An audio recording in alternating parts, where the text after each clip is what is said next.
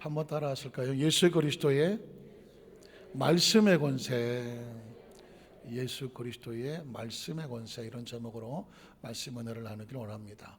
여러분 혹시 예수님의 3대 사역, 3대 사역 들어보셨나요?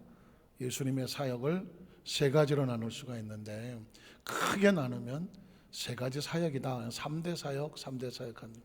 그래서 가시는 곳마다 천국 복음을 전파하시고 하나님 말씀을 가르치시고, 더 가르칠 게 없는데 가르치시고 병든 자를 다 고치시더라. 그래서 복음을 전파하고 말씀을 가르치시고 병든 자를 고치는 치유 사역, 이게 예수님의 3대 사역입니다.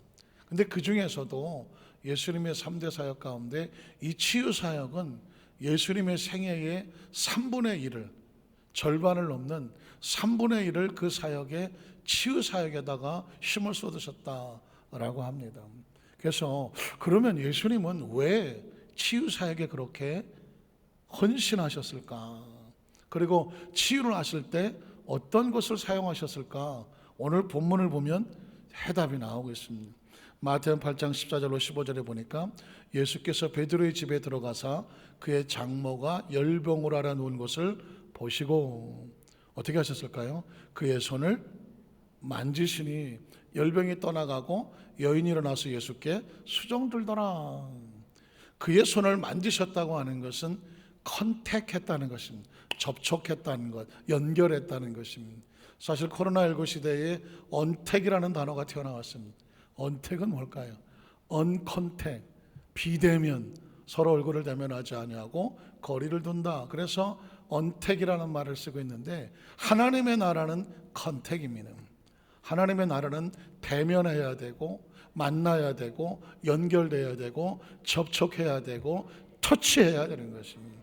우리가 하나님 앞에 예배 드리는 것은 바로 하나님과 자기 백성이 컨택하는 것입니다.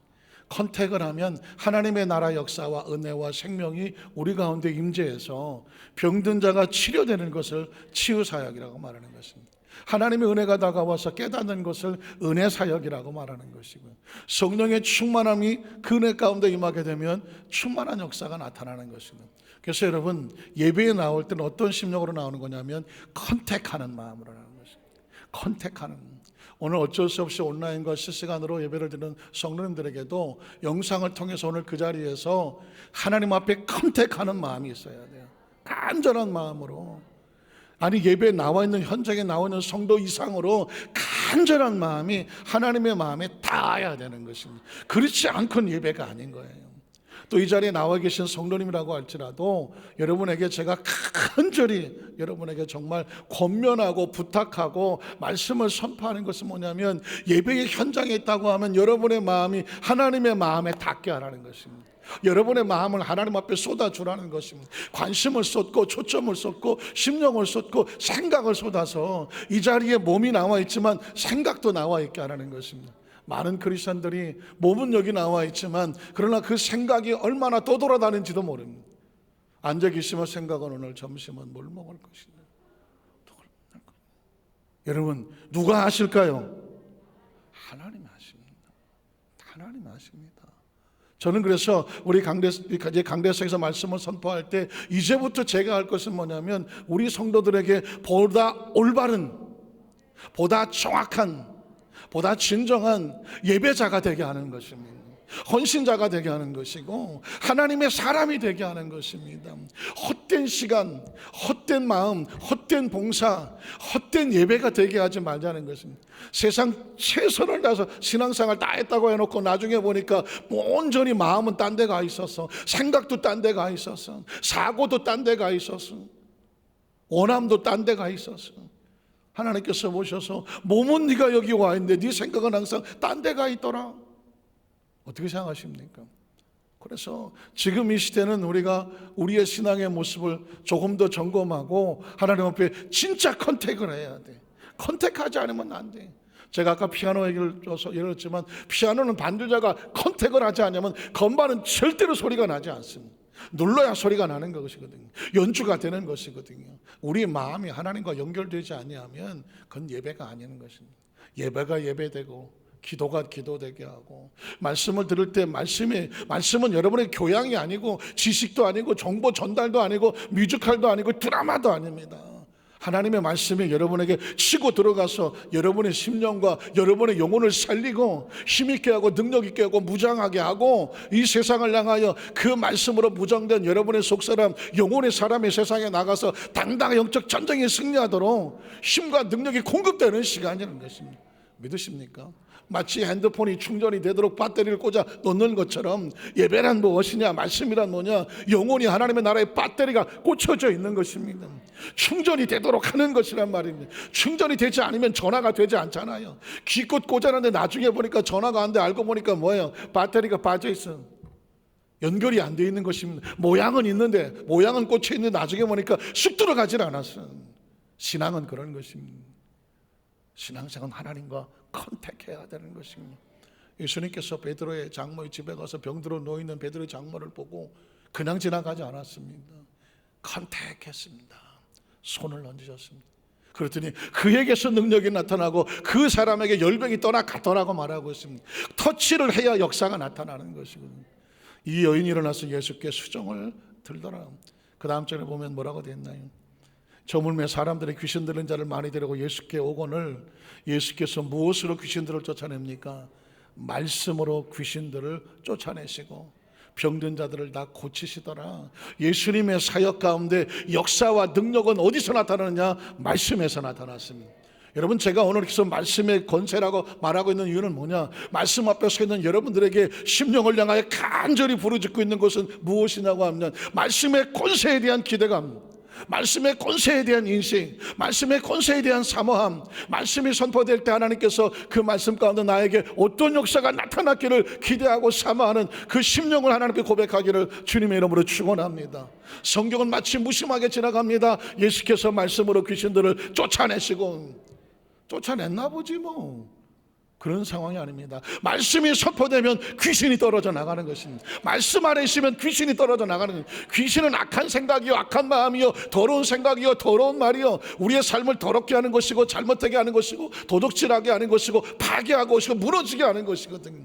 우리의 생명을 잘못되게 하는 모든 것들은 악한 영들의 세력이라면 말씀이 선포되면 이것들로부터 우리가 자유해질 수 있는 것이죠. 그래서 예수님께서 말씀으로 귀신들을 쫓아내는 것입니다. 병든 자가 다가왔더니 그 말씀의 병을 고치시더라고 말씀하고 있는 것입니다. 그러면 왜 예수님은 병을 고치실까? 17절에 보니까 이유가 나옵니다. 이런 선지자 이사야를 통하여 하신 말씀에 예언됐다는 것입니다. 예수님 탄생 이전에 900년 전에, BC 900년 전에 이미 메시아가 너희를 치료할 것이다. 뭐라고 말합니까? 우리 연약한 것을 친히 담당하시고 병을 짊어지셨도다 함을 이루려. 한번 따라 하실까요? 이루려. 누가 딸라면 루려. 성이 있어야 되겠네. 이루려. 엄청난 단어입니다. 예수님께서 움직이시는 것은 그냥 오다 가다가 내키는 대로가 아니라 하나님의 약속의 말씀이 선포됐기 때문에 그 말씀대로 이루려 하심이라는 것입니다. 저는 어려서부터 신앙생활하면서 도대체 믿는다는 게 뭘까요? 믿음이란 단어만큼 추상적인 것이 뭘까요? 예수 믿으세요 그럼 예수 믿으면 천당 가요, 예수 믿고 구원 받으세요. 믿는 게 뭐야? 뭘 믿으라는 거야? 뭘 도대체? 알고 보니까 조금 보니까 하나님의 아들인 것을 믿어요. 예수님이 나의 구주가 되시고 하나님의 아들인 것을 믿습니다. 그런데 성경도 믿으라 그러네? 성경은 뭘 믿는 거예요? 하나님의 역사하심을 믿습니다지. 그러나 좀 더 구체적으로 보면 우리의 삶 가운데 성경에 약속된 것은 뭐냐? 하나님이 약속한 것을 예수님은 이루신다는 것입니다. 그러면 예수님이 이루신다는 것을 믿으면 뭐가 될까요? 그것이 나의 현장의 현재적인 사건이 되는 거예요.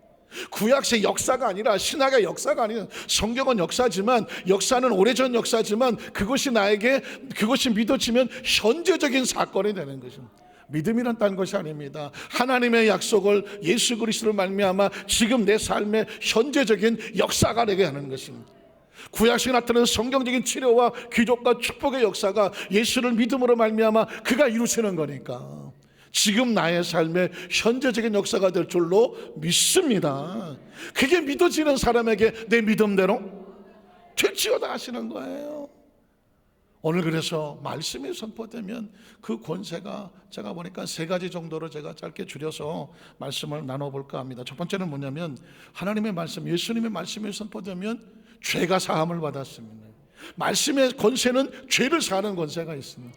한번 따라하실까요? 말씀의 권세에는 죄를 사하는 권세가 있다. 그러니까 죄는 도대체 어떻게 사해지는가? 예수 그리스도의 말씀의 권세에 따라서 회복이 되고 용서가 되고 사함을 얻는 것입니다. 마가복음 2장 1절로 2절을 보니까 수일 후에 예수께서 다시 가버나움이라는 지역이죠, 들어가시니 집에 계시다는 소문이 들렸습니다. 그러자 많은 사람들이 왜 모였을까요? 예수님이 치유하시는 것을 알았습니다. 귀신을 쫓아내는 것을 알았습니다. 그래서 예수님으로부터 치료받기 위해서 모여왔습니다. 문 앞까지도 들어설 자리가 없게 되었는데 예수께서 그들에게 도를 말씀하시더라. 제가 또 이걸 그냥 지나갈 수가 없습니다. 마가복음에는 복음서에서 가장 먼저 쓰여진 것이 마가복음인데, 마가복음에는 이 말씀을 다른 말로 도라는 표현을 씁니다. 도를 아십니까? 이게 잘 모르시는구나. 어디 전철역이나 가다 보면 뒤에서 도를 하십니까? 그런다고 그래서 증산도 무슨 대순진리에 그랬다는데, 그런 도가 아니라, 사실은 기독교는 교가 아니라 도라고 말씀드렸죠. 교는 가르치는 거예요. 학교에서 그냥 가르치지 않습니까? 시험 보고 점수 매기고 끝나버리지 실제로 가르친 대로 사는지를 확인하지는 않잖아요. 그들이 노력하거나 땀 흘리지는 않잖아요. 그러나 도는 다릅니다. 도를 닦는 건 뭘까요? 말씀을 들었으면 그 말씀이 내 삶의 생활이 되도록, 내 삶의 일부가 되도록 끊임없이 수련하고 그것에 대해서 최선의 훈련하고 교육받고 노력하고 헌신하는 것을 도라고 말하는 것입니다. 그래서 옛날에 도사들은 도를 닦았다는 표현을 쓰지 않습니까? 신앙이란 도를 닦는 것 같습니다. 듣고 끝나는 것은 교와 같아요. 그러나 초대교회 때 이미 예수님은 도를 가르쳤었지 가르치고 끝나질 않았습니다. 실제로 삶 속에 너희가 삶대로 사느냐, 그 길을 가느냐라고 물었다는 것입니다. 자, 도를 말씀하시더라. 그 다음 절은 뭘까요? 사람들이 한 중풍병자를 네 사람에게 메워가지고 예수께로 올 때에 무리들 때문에 예수께 들어갈 수 없으므로 어떻게 했을까요? 그 계신 곳에 지붕을 뜯어 구멍을 내고 중풍병자가 누운 상을 달아내리니 어디까지 왔을까요? 예수님 앞에까지 됐죠. 예수께서 그들의 믿음을 보시고 왜 천장을 구멍을 뚫어서 그 예수님 앞에 내었을까요? 컨택이라는 것입니다. 문 바깥에서도 얼마든지 예수님 어쩌고 할 수 있을지 몰라요. 그러나 그들은 날랐습니다. 하나님의 역사는 컨택의 역사가 나타납니다. 터치가 되고 만남이 있어야 되는 것이죠. 부딪혀야 되는 것이죠. 그래서 예수님 앞에 내려 놓은 것입니다. 그들의 믿음을 예수님께서 보셨습니다. 믿음이란 뭘까요? 예수님에 대한 기대감입니다. 한번 따라 하실까요? 믿음이란 expectation. 너무 어려워. 한번 따라 하실까요? 믿음이란 기대감. 오늘 나에게, 오늘 이 자리에서 하나님 나에게 어떻게 역사하실까? 예수님에 대한 기대감입니다. 뭘 기대하고 나왔습니까? 예수님 앞에 내려놓으면 예수님께서 이 중풍병자를 고쳐주실 줄로 기대합니다. 확신합니다. 믿습니다 하거든요. 오늘 저와 여러분이 나올 때에 여러분 한 사람 한 사람이요, 믿음에 대한 믿음이 보입니다. 여러분 나오셨을 때 지금 원근 각처에서 열일 다 제쳐놓고 땀 뻘뻘 흘려가면서 마스크 써가면서, 어떤 사람은 자동차, 어떤 사람은 교보버스, 어떤 사람은 지하철, 어떤 사람은 걸어서 여기까지 오는 시간이 얼마나 힘들었겠습니까? 힘들고 어렵지만 그럼에도 불구하고 이 자리에 나오는 건 컨택 때문에 나오는 것입니다. 하나님 예배의 컨택 때문에 나오셨잖아요. 그 땀 흘리고 수고하는 걸 주께서 보실까요? 안 보실까요?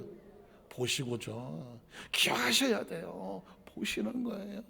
우리의 삶은 하나님의 눈앞에 있다는 말입니다. 그 열심과 땀과 수고가 진실이고 진정일수록 주님의 마음이 감동이 되는 것입니다. 그렇게까지 하는 그들의 모습을 주께서 보시고 마음에 감동이 되지 않겠습니까? 때문에 말씀하는 것입니다. 중풍병자에게 이르시되 소자야, 작은 자야, 뇌 제사함을 받았느니라 하는 것입니다. 우리는 여기서 두 가지 질문을 하게 되죠. 중풍병자가 왔는데 뜬금없이 왜 제사함의 얘기를 할까 하는 것과, 또 한 가지는 뭐냐면, 아무리 나세는 예수라고 할지라도 사람의 죄를 용서할 수 있는 권한이 있다는 말인가? 병을 고치는 거야 치유사역이라고 한다고 할지라도 그 사람의 죄에 대해서 내 죄사함을 받았다 말할 수 있는 권세가 있을까라는 질문을 하게 되겠죠. 그 다음 절에 보면 바로 그 질문이 나옵니다. 어떤 서기관들이 성경에 대해서 좀 안다고 하는 사람이 거기에 앉아서 마음에 생각하기를, 아니 이 사람이 어이가 없네. 아니 자기가 도대체 어떤 존재이기 때문에 하나님만 하실 수 있는 죄를 사한다는 말을 할까? 신성모독이다. 신성모독이 뭘까요? 자신이 스스로 신의 위치에 올라간다고 그렇게 말하는 존재가 신성모독입니다. 예수에 대해서 신성모독이다. 오직 하나님 한 분 외에 누가 능히 죄를 사하겠느냐? 지가 하나님인가? 이런 이야기가 같습니다. 자, 그런데 이 이야기를 속으로 하니까 그 다음 절에 보니까 예수께서 그들의 속이 이렇게 말하는 생각하는 줄을 예수께서 중심에 아셨습니다. 그래서 그 생각을 풀어주는 거죠. 이러시되 뭐라고 말합니까? 어찌하여 이것을 네 마음속에 생각하느냐. 그리고 중풍병자에게 내 죄사함을 받았느니라 하는 말과 일어나 내 상을 가지고 걸어가는 말 중에 어느 것이 쉽겠느냐. 병자를 고치는 게 쉽겠느냐, 그 죄를 사하여 주는 것이 쉽겠느냐. 사실은 병 고치는 사역은 여러 사람이 할 수도 있었고 나타나기도 합니다. 그러나 죄를 사하는 건 하나님밖에 안 되는 거거든요. 그런데 하나님 예수님께서 그 일부러 사람들 앞에서 죄사함의 선포를 하고 있는 이유가 뭔지 아십니까? 그 다음 절을 보면 그러나 인자가 땅에서 죄를 사하는 권세가 있는 줄 너희로 알게 하려 하십니다. 그래서 예수 그리스도의 이름은 구원자라고 말하는 거예요. 구원은 우리의 죄를 사하여 주시는 것입니다. 그는 이미 말씀으로 권세를 선포해 놓았습니다. 내 죄사함을 받았느니라는. 신기한 것은 이 죄와 질병의 관계가 나오는데, 자, 중풍병자에게 말씀으로 선포하시죠. 내가 내게 이르노니 일어나 내 상을 가지고 집으로 가라 하시니 그가 일어나 그 상을 가지고 모든 사람 앞에서 나가거늘 그들이 다 놀라 하나님께 영광을 돌리며 이르되 우리가 이런 일을 도무지 보지 못하였다 하더라는 것입니다. 그러니까 어떤 질병의 문제가, 중풍병자의 문제가 죄가 먼저 사해지니까 병이 났다라는 것입니다. 때로 여러분 이 치유 사역에 있어서 질병과 병과 죄의 문제는 뗄래야 뗄 수가 없습니다. 물론 조심스럽죠. 병에 걸린 사람은 그러면 다 죄를 지어서 병에 걸렸느냐? 그것은 아닙니다. 제가 치유 사역을 전공을 하고 논문을 쓰고 했는데 예수님의 치유 사역을 보면 몇 가지 원인을 이제 발견하게 되는데 죄로 인한 질병이 많이 있습니다. 그래서 죄로 인한 질병은 회개를 해야 돼요. 그래서 예수의 이름으로 용서를 받음으로 치료 역사가 나타납니다. 근데 어떤 질병은 귀신의 역사로 들어옵니다. 이제 좀 이따 나오겠지만 귀신이 들어오면 사람의 몸에 병을 갖다 주게 됩니다. 이건 어떻게 나가야 되냐면 귀신이 나가야 됩니다. 어떤 병은 어떤 잘못된 관리로 어떤 사고를 당하거나 아니면 자신이 잘못된 습관으로 인해서 병이 나가는 거예요. 이건 어쩔 수 없이 치료받아야 되고 본인이 어떤 생활을 고쳐야 되고, 또 어떤 병은 유전으로 들어올 수도 있습니다. 유전적인 질병은 유전적인 질환이기 때문에 그 각에 흐르는 어떤 그 질병의 역사를 끊어내는 치유 역사로 나타나야 됩니다. 이런 것처럼 병의 원인은 여러 가지가 있지만 그것이 만약에 죄로 인해서 두고 온 거라고 하면 회개가 있어야 되고 죄사함을 얻어야 병이 고침을 받게 되는 줄로 믿습니다. 그래서 철저하게 우리가 치료받기를 원할 때 무조건 주여 나를 고쳐주시옵소서가 아닌 것입니다. 이 질병이 어디서부터 왔는지를 추적을 해야 되죠. 자신이 지은 죄의 모습이 있다면 회개해야 돼요. 회개하고 예수 그리스도의 이름으로 용서를, 회복을, 치료를 받아야 됩니다. 아까 말씀드렸지만 귀신의 역사는 귀신이 나가야 되고요. 내가 잘못 그 생활에다가 한 것은 생활을 고쳐야 돼요. 잘못하게 막 그냥 폭식을 하고 잠도 안 자고 맨날 자기 몸을 나쁘게 하면서도 주여 고쳐주시옵소서. 고쳐집니까? 안 고쳐집니까? 안 고쳐지는 것이죠. 그리고 두 번째로 예수님의 말씀은 귀신을 쫓아내는 권세가 있었다는 것입니다. 한번 따라 하실까요? 말씀으로 귀신들을 쫓아내셨습니다. 어떤 사람은 신앙생활 가운데 귀신이라고 하는 단어에 대해서 상당히 거부감을 가지고 있는 분도 있을 수 있습니다. 물론 저도 그랬으니까요. 저 한참 젊은 시절에 21세기 그때만 달나라죠. 달나라에 사람이 가는데 귀신이 이 과학의 초과학적 세대에 귀신 얘기는 무슨 귀신 신화나 까먹는 소리지. 귀신이야 영화에서는 나오고 공포에서는 나오는 거지. 그렇게 생각을 하거든요. 그러나 삶에 살아갈수록 우리 삶의 현장 가운데 끊임없이 영적인 현상이, 초자연적인 현상이 나타나거든요. 과학도 귀신의 세력을 인정하지 않을 수가 없는 것입니다. 특별히 성경 속에 들어가면 성경은 끊임없이 영적 대결을 해서 말씀하고 있는데, 예수님의 사역의 3분의 2가 병을 고치는데, 병을 고치는 사역 가운데 귀신을 쫓아내셨습니다. 마태복음 4장 7절로 11절에 보면 예수께서 이르시되 또 기록되었으되 주 너희 하나님을 시험하지 말라 하였느니라 하시니, 마귀라고 하는 존재는 모든 귀신의 왕이죠. 귀신의 대장이죠. 마귀로부터 악한 영들이 빠져나오는 거니까, 악한 영들이 타락한 천사가 귀신이 되는 것이니까, 그를 데리고 지극히 높은 산으로 가서 천하 만국과 그 영광을 보여 이르되 만일 내게 엎드려 경배하면 이 모든 것을 내게 주리라. 이에 예수께서 어떻게 대적하십니까? 사탄아 물러가라는 것입니다. 사탄이 떨어져 나가야 하나님의 역사가 나타납니다. 그래서 예수님의 사역은 항상 뭐냐? 병을 고치되 어떤 문제를 해결할 때 귀신을 쫓아내는 것입니다. 사탄아 물러가라. 기록되었으되 주 너희 하나님께 경배하고 다만 그를 섬기라 하였느니라. 이에 마귀는 예수를 떠나고 누가 옵니까? 천사들이 나와서 수종을 들었답니다. 영적 세계는 정확합니다. 이따가도 말씀 나오겠지만 하나님의 성령의 능력을 입어서 귀신을 쫓아내야 하나님의 나라가 임하는 것입니다. 그 전에 연탄 가스가 굉장히 많았었죠. 집에 딱 들어가 봤는데 가스 냄새가 난다. 뭐부터 열어놓습니까? 창문부터 열어놓는 것입니다. 창문부터 열어놔 가스가 나가야 신선한 공기가 들어오는 거죠. 그래야 우리가 생명을 살지, 가스가 있는 그 상태에 들어가서 살아보겠다고 몸부림치면 삽니까? 못 삽니까? 중독돼서 못 사는 것입니다. 영적 세계는 정확합니다. 어둠이 비쳐나가야 빛이 들어오는 것이고, 빛이 들어오면 어둠이 떨어져 나가고 빛 안에 우리가 사는 것이거든요. 귀신이 떨어져 나가야 하나님의 나라가 우리 가운데 임할 수 있다라고 말하는 것입니다.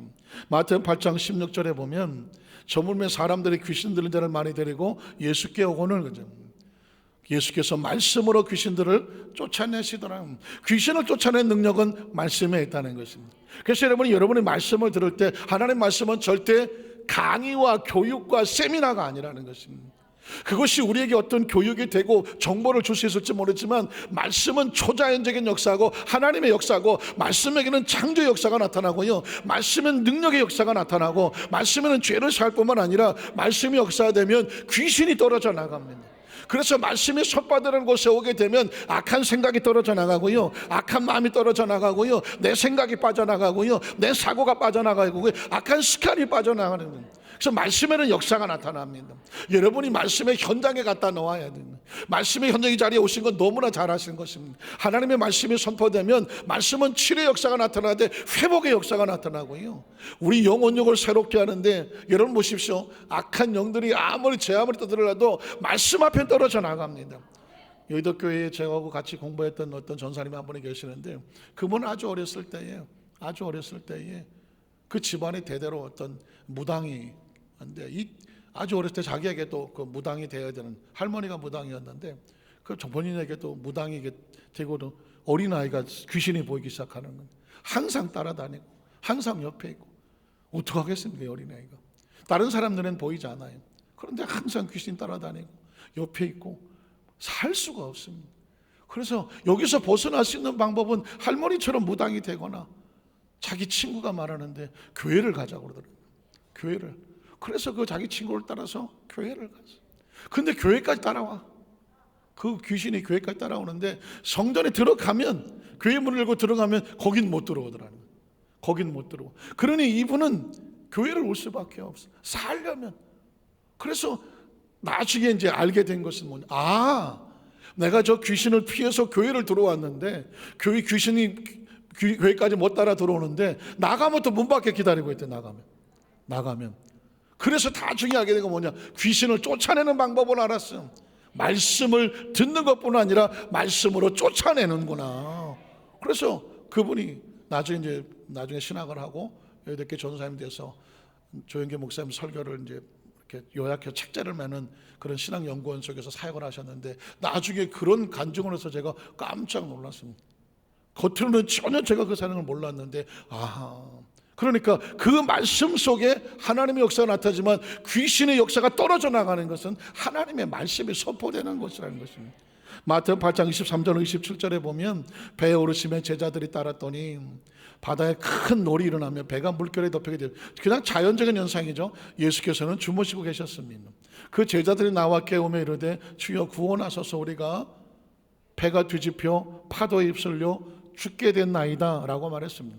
그때 예수께서 이르시되 어찌하여 무서워하느냐 믿음이 작은 자들아 하시고 곧 일어나서 바람과 바다를 꾸짖으시니 아주 잔잔하게 되거늘 그 사람들이 놀랍게 여겨 이르되 이가 도대체 어떤 사람이기에 바람과 바다도 순종하는가 하더라. 우리는 여기서 굉장히 중요한 것을 발견해야 되는데, 바람과 파도는 이게 생명체입니까? 아니면 물질입니까? 바람이나 파도는 이건 생명체가 아니잖아요. 무슨 눈, 코, 입이 있고 움직이는 심장이 있는 생명체가 아닙니다. 그냥 자연적인 현상과 같은 물질입니다. 바람도 물질, 공기고 바다 물도 물질이잖아요. 그런데 그것을 움직이는 세력이 있는 거죠. 바람과 바다의 풍랑과 파도를 움직이는 그 배후의 세력은 영적인 세력인 것이죠. 예수님과 제자들이 그 사역으로서 움직이는데 그 풍랑과 바다를 대적하여서 일으키는 세력은 영적인 세력입니다. 제자들은 영적인 세력을 몰랐기 때문에 파도를 보고 두려워하고 바람 보고 두려워했지만, 예수님께서는 영적으로 발견하니까 그 배후의 세력에 대해서 말하는 것입니다. 바람과 파도는 잠잠할지어다라고 말하는 것입니다. 바람과 파도는 자연적인 현상이지만 배후 역사는 영적인 현상에 대해서 명령하며 귀신이 떨어져 나가면 바람과 파도는 다시 물질로 돌아와 버리는 것이거든요. 오늘 저와 여러분의 현장 가운데 많은 악한 영들의 세력은 어떤 초자연적 현상을 일으키게 하지만 그 물질적인 것을 움직이거든요. 그 물질적인 현상이 아닙니다.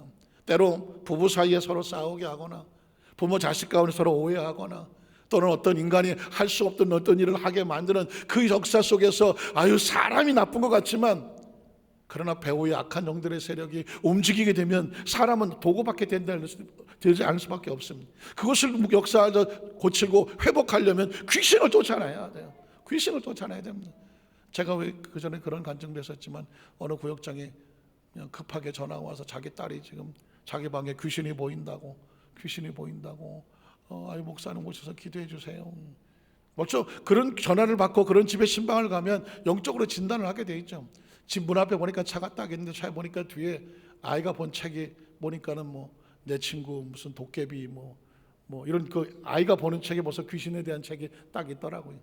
그래 딱 신방을 가서 이제 예배를 드리려고 둘이 딱 앉았고 그 아이도 옆에 앉았는데 보니까 엄마는 티를 입었는데 가슴에 표범이 얼굴이 있다마는 게, 난 지금도 안 잊어버려. 혹시 우리 성도들 입고 다닐까 봐 아주 이만해.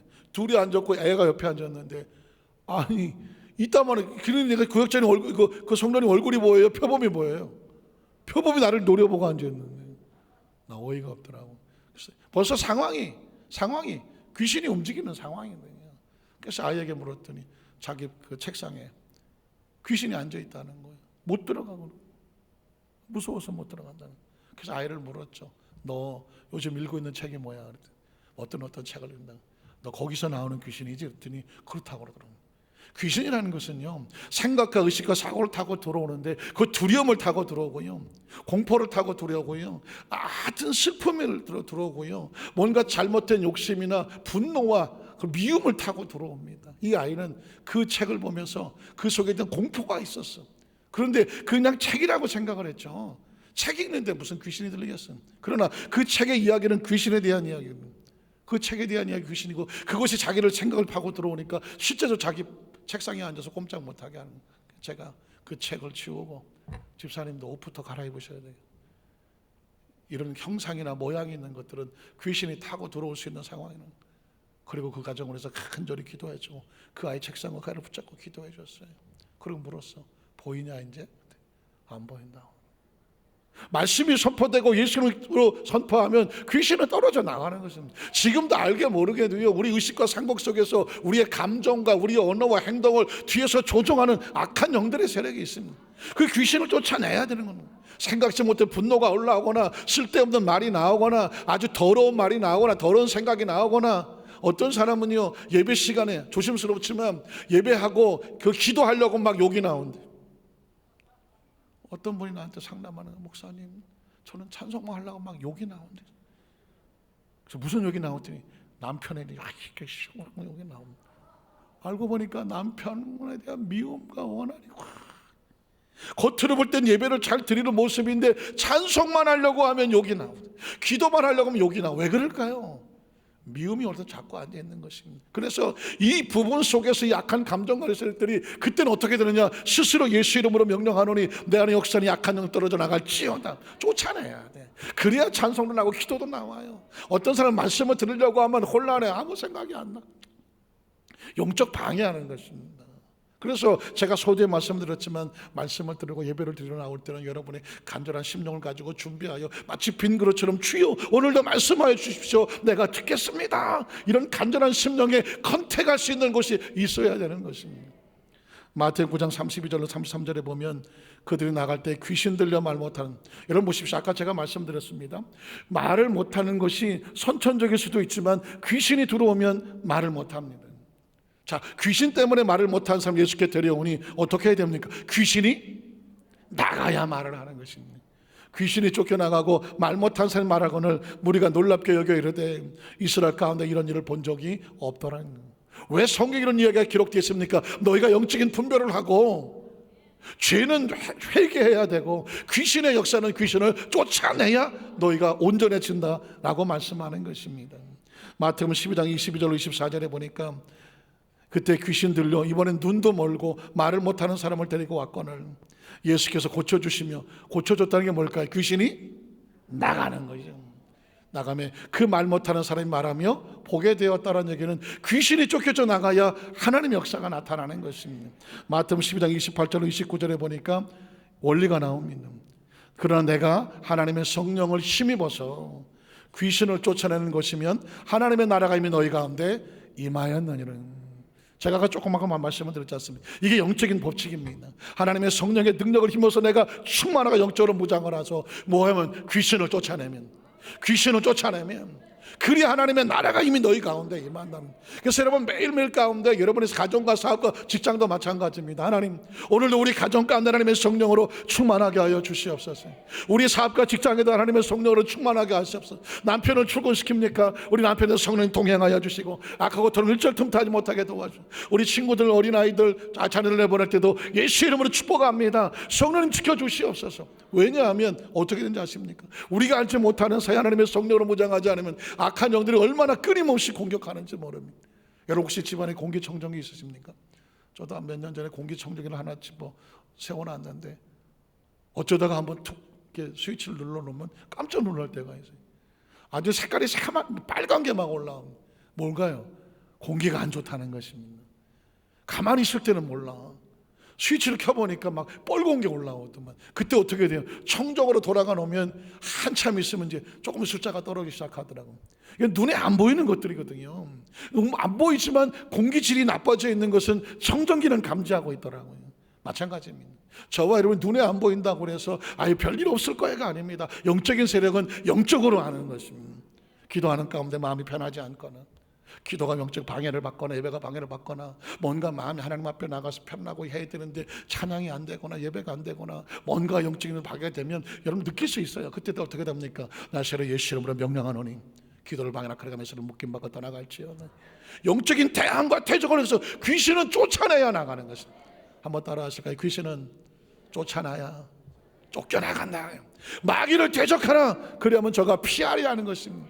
여러분의 마음속에 크리스천으로서 품지 말아야 될 생각이 오면 귀신이라고 보면 됩니다. 미움과 원한과 분노와 억울함과 막 복수, 보복, 짜증, 으이씨, 뭔가 어쩔 줄 몰라서 막 뭔가 그냥 막 불안하고 초조하고 속상하고 막 이 안에서 막 견딜 수 없는 어떤 감정의 소용돌이가 없거든. 일단 딱 제껴놓고 혼자 골방에 가든 차 안에서든 하나님 몸부림치는 하나님과의 기도를 시간을 가지십시오. 영적을 태결해서 물리치는 시간을 가지십시오. 마음이 편안해지거든 그 다음에 움직이십시오. 그래야 사람과 만날 수 있으며 우리가 나가는 입술이 다른 사람의 상처를 주지를 않습니다. 마지막 세 번째로 말씀으로 병든 자를 치료하여 주셨다는 것입니다. 치료의 가장 강력한 역사는 말씀의 권세입니다. 마태복음 8장 16절 아까도 이 말씀을 읽었습니다. 저물매 사람들이 귀신 들은 자를 많이 데리고 예수께 오거늘 예수께서 말씀으로 귀신들을 쫓아내시고 병든 자들을 다 무엇으로 고쳤습니까? 말씀으로 고쳤습니다.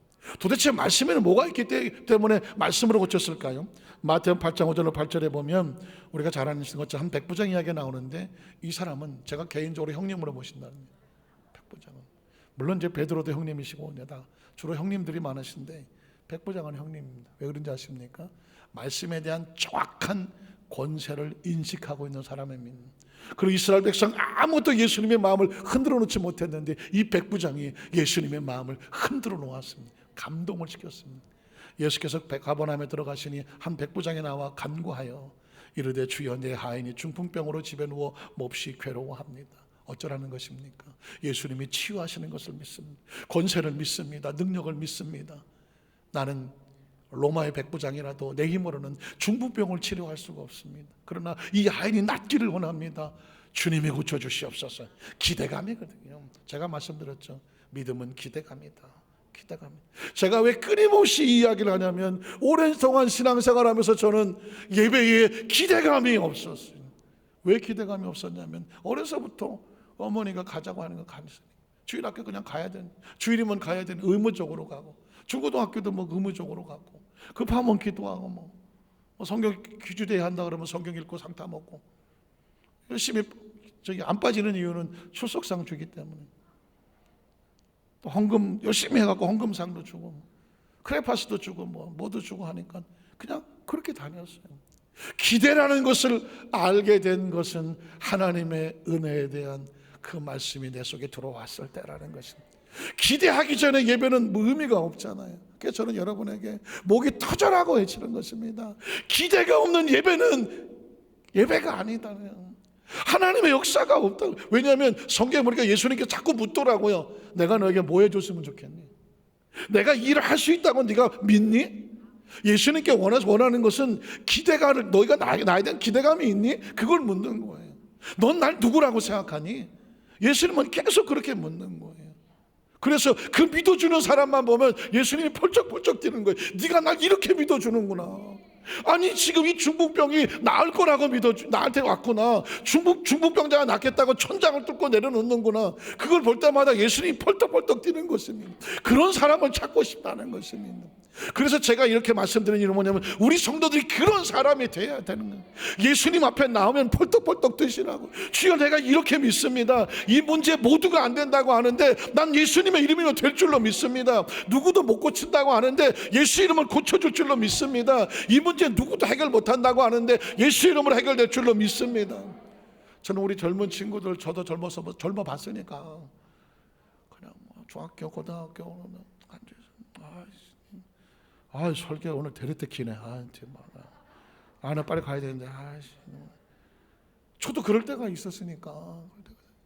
저는 조금이라도 일찍 젊었을 때, 어렸을 때 하나님에 대한 기대감을 가져서, 기대감을 제발 기대감을 가져. 저는 절대로 목사같이 안 보이려고 그러고 다니는 사람이고요. 목사님이 또 설교하고 앉았네. 그 소리 듣기 싶은 사람이에요. 듣고 싶지 않은 사람이에요. 그래서 목사처럼 설교하고 싶지 않은 사람이에요, 사실은. 왜냐하면 뻔한 얘기로 들리지 않게 하려고. 목사님이니까 저런 소리 그렇게 들리지 않으려고. 그렇게 이 말씀으로 인하여 한 영혼이라도, 이제까지는 그냥 형식으로 앉아 계셨던 분이 한 영혼이라도 부딪혀서 뭔가 하나님에 대한 기대감을, 그래 내가 기대감을 가져야 되겠구나. 지금 저 이야기는 나 들으라고 하는 소리구나 라고 하는 그 한 사람이 말씀을 듣고 일어서기 위하여 제가 설교가 아닌 심령의 간절한 부르짖음으로 말씀의 기대감을 가지시라는. 왜냐하면 성경은 그 기대감을 갖는 사람을 찾기 때문입니다. 주여 내 아이는 중풍병으로 집에 너무 없이 괴로워합니다. 이르시되 내가 가서 고쳐주리라는. 구별도 없고 차별도 없고 어쩌자냐 무슨 병이냐고 묻지도 않고, 네가 무슨 유대인 족속이냐 이방 족속이냐 따지지도 않으면 예수님은 기대하는 자를 그대로 안아주시는군요. 내가 가서 고쳐주리라. 백부장이 대답하이르되 주여 내 집에 들어오심을 나는 감당하지 못하겠습니다. 다만 말씀으로만 하옵소서. 이 한 구절이 예수님의 심장을 뛰게 하는 것입니다. 한번 따라하실까요? 다만 말씀으로만 하옵소서. 그러면 내 하인이 낫겠사옵나이다. 이 사람은요, 예수님이 말씀하시면 그대로 될 줄로 믿었어요. 그대로 될 줄로 믿었어요. 여러분, 전 우리 여도수 만상교회 성도들이 신앙생활을 얼마나 했냐고 묻고 싶지 않아. 수십 년 아무 의미 없어. 지금 말씀이 선포되는데 말씀대로 될 줄로 믿습니다. 그 심령에 아주 선하고 아주 어린아이 같은 그 단순한 믿음이 그 삶을 뒤집어 놓는 것입니다. 예수님 뭐라고 말한지 아십니까? 그 다음 절에 보면 뭐라고 먼저 아십니까? 나도 남의 수에 있는 사람이여 내 안에도 군사가 있으니 이더러 가라 하면 가고 저더러 오라 하면 하고 내 종들이 이것을 하라 하면 하나이다. 그러니 말씀하시면 된다는 거죠. 예수께서 들으시고 놀랍게 여겼다는, 놀랍게 여겼다는, 제가 그전 성경에 보면은 기이히 여겼다고 그래서 제가 그래서 기이히 여겼다고 그러는, 감정을 어떻게 표현하고 싶어서 놀라는 것입니다. 따르는 자들이 이제 내가 진실로 너에게 이르노니 이스라엘 중 아무에게도 이만한 믿음을 만나보지 못했다. 이 시대는 어떻겠습니까? 이 시대에 아무 수십억의 크리스찬이 있다고 할지라도 말씀대로 이루어질 줄로 믿습니다 라고 하는 사람이 몇 명이나 되겠습니까? 오늘 이 자리에 앉아 계신 여러분에게 예수께서 말씀으로만 하시옵소서 내 운명과 발전의 삶이 변화될 줄로 믿습니다. 그 믿음으로 아멘하는 그 성도를 하나님이 찾으신다니까. 그래서 지금 이렇게 제가 외치고 있는 거예요. 주일날이니까는 예배드리고 주일이니까 목사님이 강대상에 설교하고, 나는 이거 아니었으면 좋겠어. 누군가를 향하여 마지막으로, 정말 여러분도 마지막이고 나도 마지막인데 해줄 말이 뭐냐고 그랬을 때 당신의 생명에 살기 위해서 말씀의 기대감을 가지며 주께서 말씀하시면 말씀대로 될 줄로 믿습니다. 그 단순한 하나의 선언으로 하나님 앞에 서라고 하는 것이에요. 왜냐하면 그게 백부장의 운명을 바꿔놓았고 예수님의 심령, 중풍병자 난 게 문제가 아니에요. 예수님이 놀라서 펄쩍펄쩍 뛴다니까. 이스라엘 중에서 아무에게도 이만한 믿음을 보지 못했다고. 그리고 너희에게 이르노니 동서로부터 많은 사람이 이르러 아브라함과 이삭과 야곱과 함께 천국에 앉으려니와 그 나라의 본자손들, 유대인 백성을 말해, 이스라엘 족성들, 말씀은 많이 알아도, 말씀은 많이 알아도, 하나님은 아주 조상 대대로부터 섬겼어도 뭐가 없는 사람들, 기대가 없는 사람들은 바깥 어두운 데 쫓겨나 거기서 울며 이를 갈게 될 것이다.